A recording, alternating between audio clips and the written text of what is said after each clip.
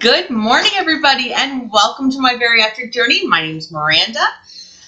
So what we do on this channel is we take recipes and we try to make them more bariatric friendly and try to do things for our friends and our family that we can share with them as we're going through a bariatric journey. I am at 234 pounds. I've kind of been stuck around the 236, 234 area for a few weeks. Not fun. One of my biggest problems is sweets. I love desserts. I didn't realize how much I love desserts until after the surgery, and I wasn't having them anymore. So this recipe is, again, another one of my comfort food recipes, but it's a sweet comfort food. I've been kind of focusing on savory for a couple weeks now, so I'm moving back into the sweet area, which I know everyone loves the sweets. My brownies and my cake videos and stuff are the ones with the highest ratings, so definitely everyone seems to be really into the sweet, so we're going to try this today. So today, this is a big one for me. One of my recipe is a bariatric version of cinnamon rolls. So we're actually going to do a yeasted dough. I don't know if you've ever made a yeasted dough before. I have. My mom, I grew up making cinnamon rolls with my mother all the time. Every family affair that we went to, my mom had to make cinnamon rolls, and my mom and her sister would make them, and then they'd see whose was closer to their mother's recipe, and it was a whole thing anyway. So the cinnamon rolls are definitely a big thing in my family. Now all that bread and butter and all that stuff kind of makes cinnamon rolls a little out of reach for bariatric. And again, I understand you have those days where you just break down, like, I have to have something sweet or I'm just going to kill somebody. So I totally get that feeling. My husband has been on the other end of that mood from me, poor man. So today we're going to do the cinnamon rolls. I got the idea for this recipe, actually. I went online, searched lots of different recipes, searched sweet doughs, all that kind of thing. It was really hard, actually, to find a recipe that didn't include flour, butter, sugar, all of those things that you really don't want. And I actually found on expectorgorgeous.com, which I've never been to this website before, so it's definitely new to me. I found his pizza dough recipe. Now, his pizza dough recipe calls for things like xanthan gum. I'm not even sure where to get that. I've never bought it. I don't have it. So it's not something that I'm going to use. I know that it's a sugar substitute, so we're going to use my brown sugar blend in replacement of that. So just the standard Splenda brown sugar blend that I use every time. We're going to use that in replacement of xanthan gum. And this is a pizza dough recipe. I'm going to make it a little bit sweeter than savory, so I'm going to omit the apple cider vinegar, and I'm going to make it with milk instead of just water, in the hopes that that'll make it a little bit more toward the sweeter side. I've never tried this before. This is literally my first time ever trying to make a yeasted dough from not bread flour. I do bake my own bread. The kids bake their own bread. Like, everyone in my family knows how to make some sort of bread. Last night we had fresh rolls that I baked for dinner. So bread is definitely something I know how to make. But if you've never made it before, it's okay. It's really not as hard as you think it might be. Bread is actually a super easy thing as long as you follow the recipe. Follow the recipe. Don't go off too crazy on your own. So I know that this recipe does have all the things that you need for bread. I just don't know how almond flour and oats flour I'm actually just using ground up oats, is going to work. I have no idea. So we're in this together. We're going to see how this works together. Let's hope it rises. If it doesn't, we'll still see. Maybe it'll taste delicious no matter what.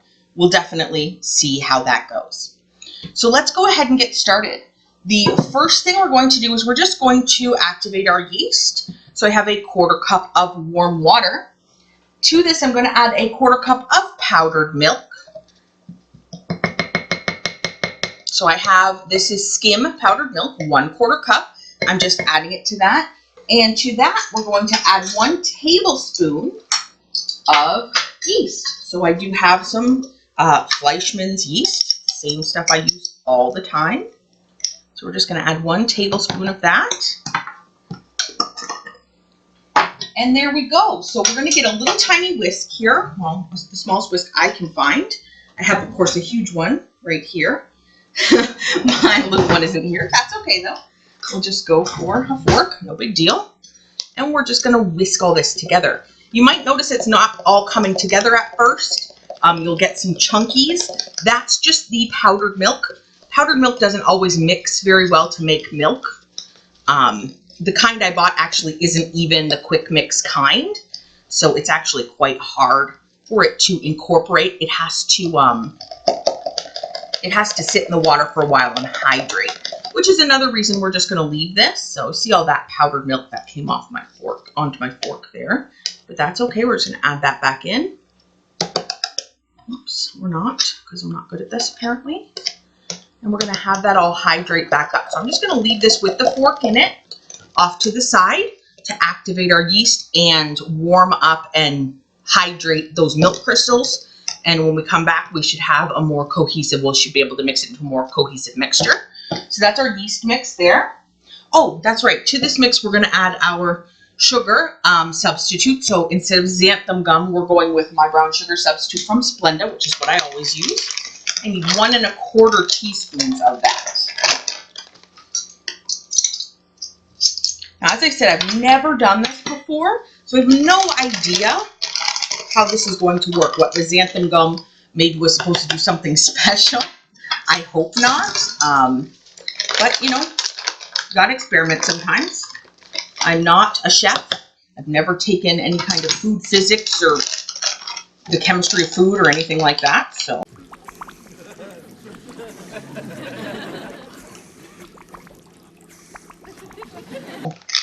You never know what you're going to get with me. All right, so we'll just add that in there as well. The sugar in that hopefully is something that the yeast will feed on to activate. So again, we'll give that a few minutes to activate.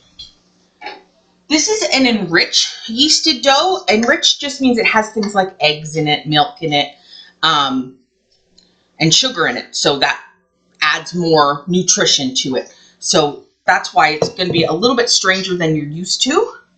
So what I've done is what I normally do. So this dough actually calls for all almond flour, but I've split that up. So I've gone half almond flour with 3/4 cup and half just ground oats. So I just take oats that I bought at the store and I grind them up. And there's 3/4 cup of ground oats. There we go. Now we're just getting all these ingredients together. So a 1/4 teaspoon of baking powder is up next, which I have right here. Magic baking powder. I don't know why it's called magic. This is the only baking powder I've ever bought. I've never actually questioned why it's magic. What's magic about it, I wonder? Someone put a spell on it? Maybe. Who knows? Okay, magic baking powder. 1 teaspoon of salt. Just standard table salt. A teaspoon of that. Okay, and then we're going to add the eggs after all of this is mixed up. Okay, so let's go ahead and grab a whisk for this part. This is just a whisk just to kind of mix these pieces, this bit together, just to make sure it's well combined. So we want those oats to be combined with the almond flour. We want the sugar and, salt and baking powder just kind of all mixed together and evenly distributed. Try to break up any lumps I might see. Okay. Now what I'm going to do, this recipe actually calls to add it in parts. So what I'm going to do is I'm going to take about half of this mixture. I'm going to put it back into a bowl. There we go. So it should be about half and half here. Okay. Because what it actually calls for us to do is to mix this in 2 parts to this recipe. So the first part is half of the flour mixture to the yeast mixture and mix it. So that's what we'll do first. We've got our half of the flour mixture here. And then we're going to add in the yeast mixture. As you can see, that has really well hydrated. You can see it's all bubbly, which means the yeast is active. Ooh, and it smells all nice and yeasty. One of my favorite smells, that almost beer smell, which I hate beer, but I love the smell of yeast. Isn't that weird? Anyway.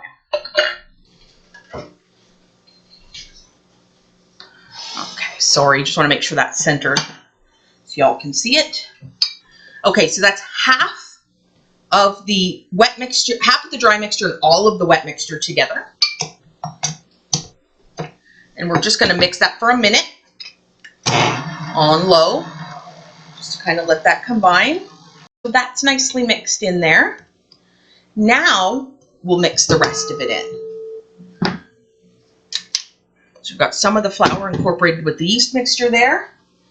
And the rest of it is actually a little strange.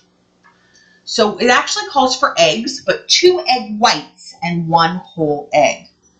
So one of my eggs is already cracked. So I'm going to go ahead and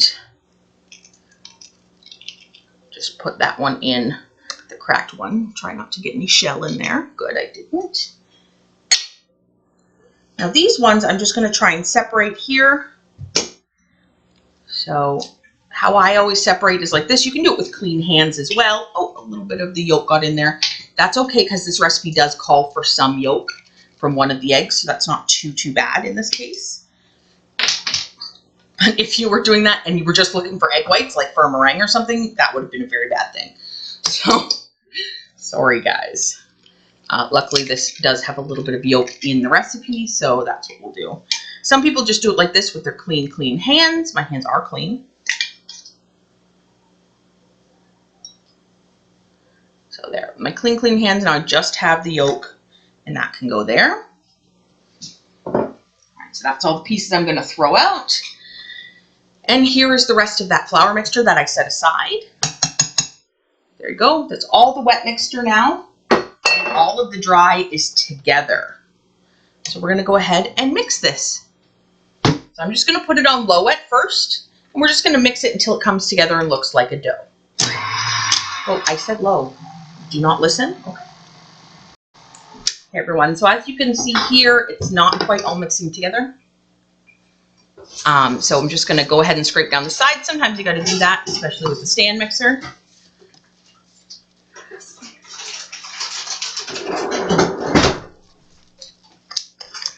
Okay. It doesn't really look like a dough, does it? It looks more like a cookie thing.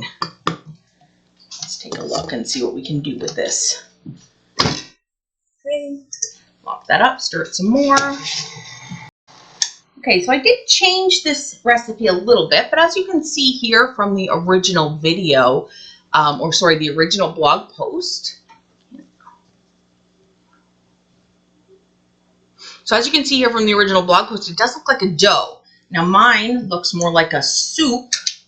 So what I'm going to do is I'm just going to add more flour. I'm going to grab the 2 flours that I have and I'm going to add a little bit more each. It would be the addition of oat flour that made the difference in the dough, because I know oats absorb water a lot more. I mean, oatmeal, that actually is what it looks like, is more like oatmeal. So it might just be the oat flour that's making it this consistency. But I'm adding approximately 1/8 of a cup more of each. We'll see how that works.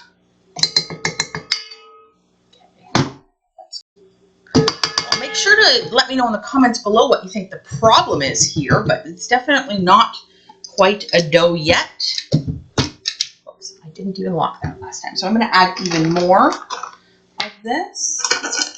I'm just going to go with the almond flour this time. I'm not going to put any oat flour in.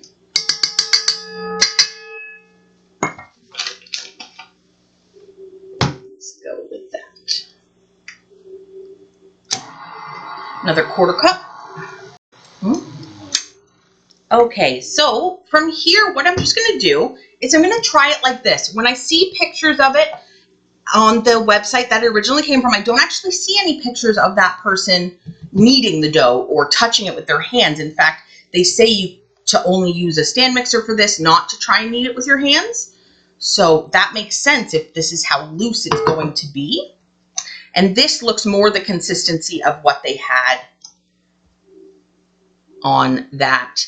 My husband just brought up a good point, is that this was a lot of yeast. Honestly, I think you could probably get away with only 2 teaspoons, maybe 2.5 teaspoons of yeast instead of a full tablespoon. It is our job to follow the recipe. But that's neither here nor there. We've already done that with this. So let's pull it out.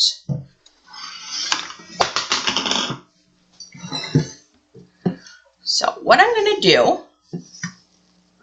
yes, that's definitely doughy-er, but it's still fairly creamy, almost pipeable. I'm a little worried. I don't know that we'll be able to make any kind of cinnamon rolls with this, but we will persevere and see how it goes. All right, I'm just going to put this in the oven to proof for about 20 minutes. So it's going to sit in my oven for about 20 minutes just to see if it puffs up at all. And then we will go from there. During the break, I made a wonderful discovery. It's not just me. Most people find this dough very liquid. So I didn't do anything wrong. In fact, probably adding that more almond flour and oat flour might have been a bad thing. But that's okay. No big deal. So what we're going to do, actually, this calls for 2 separate bakes. So what we're going to do is we're going to take the mixture out of my oven now. It should have proofed a little bit. And we're going to pour it onto this parchment lined baking sheet and spread it out as thinly as we can. And that's going to give us the base for our cinnamon rolls, and we're going to bake that. So that's exactly what we're going to do, and it's going to turn out perfectly. It is. I don't know that for sure, but I'm talking to myself. Now we're going to take this out of the bowl it was in. Very not doughy dough. More of a batter than a dough, but that's okay. Because it is supposed to be a pizza dough, and I'm just making it into something it's not.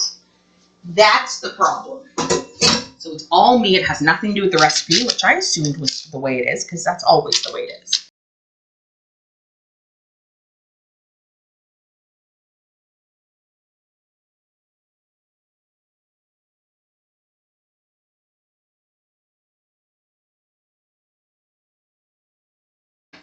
Let's go ahead and throw it in the oven. So this first mix, this first cook will be for 15 minutes. There, got that baking 15 minutes. While we're doing that, I'm going to mix up a little cinnamon sugar mixture.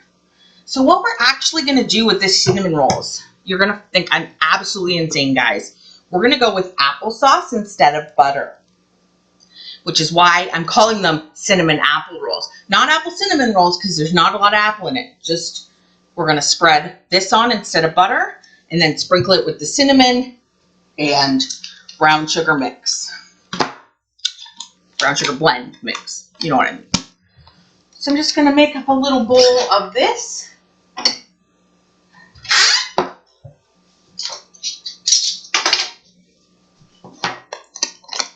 So when you're doing cinnamon sugar mix, it's always a 2-to-1 thing. I'm going to do 2 tablespoons of sugar to 1 tablespoon of cinnamon. So I'm just going to do my brown sugar blend.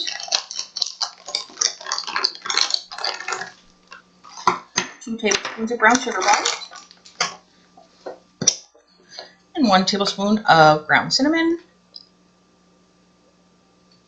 There we go.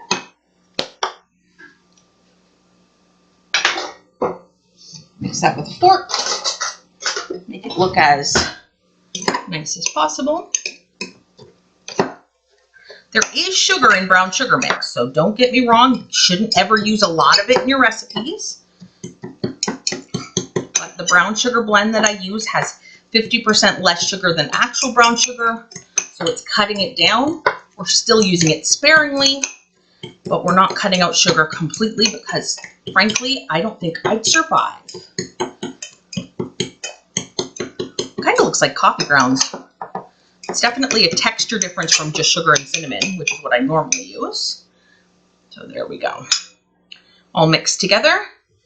We're going to use that and the applesauce for on top of our dough. So we'll wait for that to continue cooking. 13 minutes left. And then we will spread that on and try to roll it up and see how it works. Okay, it's beeping. Moment of truth. We're going to see how this looks, people. I forgot to grab my oven mitts before I went on camera. That was smart. Okay. All right, let's see how this looks. I have no idea what to say to this. None whatsoever. Grab something to put it on. Okay. Let's see. Yeah, it's definitely cooked. Like it's feels like a bread product when you touch it. It smells like pizza dough. Like that's what I'm smelling. I'm smelling pizza dough, which is crazy to me. This can be so pizza doughy, made out of almonds and oats and not regular flour. That's crazy right here. Okay, will it roll? You may be able to get it to roll. It's definitely going to come off the paper just fine. Okay, well, let's see what we can do with this. There we go.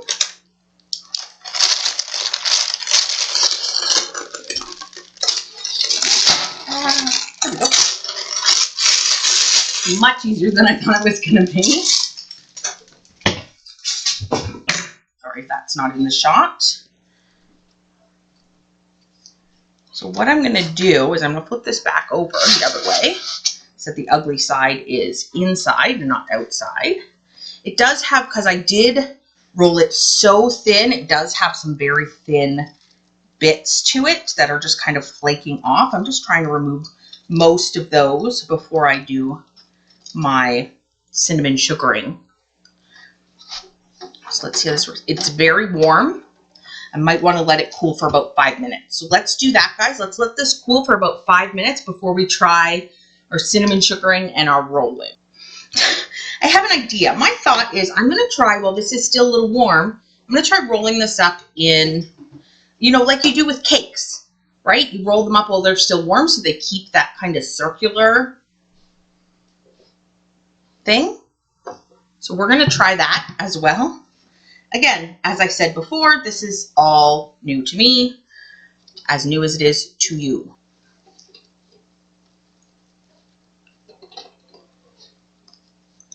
Without breaking it, we're just trying to get it to roll. Look at that, it rolls. Okay, there, I've got it in the roll. I'm gonna allow that to sit for 10 minutes like that in the roll. Okay, guys, 10 minutes. Okay, sorry, I'm gonna go ahead and unroll it and see how it looks. So we're unrolling. We're unrolling. Look at that. It's exactly what we were expecting to happen. I want to do this with a clean kitchen towel, by the way. I know you probably noticed my kitchen towel looks a little dirty. It's not, I promise, it's just really old, very stained. I use it to clean everything.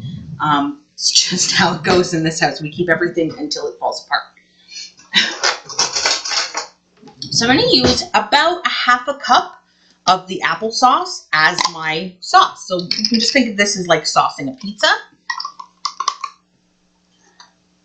Put the applesauce on a couple places and just spread it around.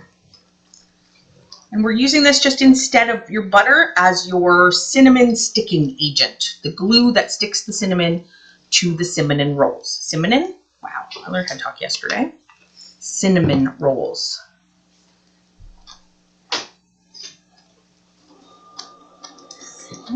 So we want to make sure that everything looks covered. So definitely, you know, watch what you're doing and see that all the pieces look glossy with the applesauce on it, or else the cinnamon will not stick, and then you're just going to get a yucky piece of just bland dough. Not that this dough is necessarily bland or yucky, honestly. It's just, it tastes like pizza dough, honestly. I was very, very surprised. This is like making cinnamon rolls on pizza dough. Okay, and my cinnamon sugar mixture. I'm just going to put that on here, and as like I said before, when we mix this together, it's 2 tablespoons of the brown sugar mix, 1 to 1 tablespoon of cinnamon. And just put it as generously as you can. Oh, now it's starting to smell like cinnamon rolls in here. There we go. Now, this did crack a little on the edges. I want to get all the little flaky pieces gone, but all the pieces that are just part of the pizza dough, I'm going to just try to tuck in there. Ooh, that's a little harder than it looks. Okay, let's do this. Just rolling it with the kitchen towel. There, we have a nice log now. Oh my, that's definitely different than anything I've ever made. I don't know about you guys, but definitely different. How many do you think we should make? We'll go in half. Each half we'll put in 4s. I think that looks about right for the size of it. Try to be as gentle as you can so as not to crack the dough. As gentle as you can. As I said, it is going to crack. It is a cracky dough. Now I have a very small pan here. I've done nothing to prepare it. I'm just going to put my cinnamon, I can't even call them rolls anymore. They're just cinnamon layers in the pan. Layered cinnamon bites, whatever we want to call them.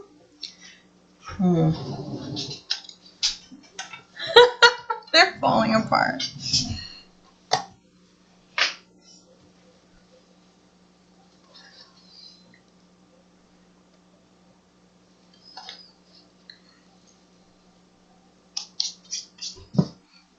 There we go. So our cinnamon with the apple sauce and the sugar all in there. We're going to go ahead and put that back in the oven and let that continue baking because the dough, as you can see, is a little bit raw in the very center. We just want that to complete the baking process and hopefully, I don't know, work magic and make them look more like cinnamon rolls. But we'll see how that goes, guys. We'll see you again in 10 minutes. We're going to put that back in the 350 oven for 10 more minutes. All right, it's going off. Let's see what it looks like. I think this is an epic fail. Like, seriously. What do you think? That's all. Now I have to figure out how to make cinnamon rolls. I just have to. This isn't right. I need bariatric cinnamon rolls in my life. It's very, very important. Before we write this off completely, let's go ahead and try it. I'm just going to grab a fork and I'm going to dig right into the pan because it already looks like a mess. I don't think I could make it any worse. It smells very cinnamony, very cinnamony. So let's try it.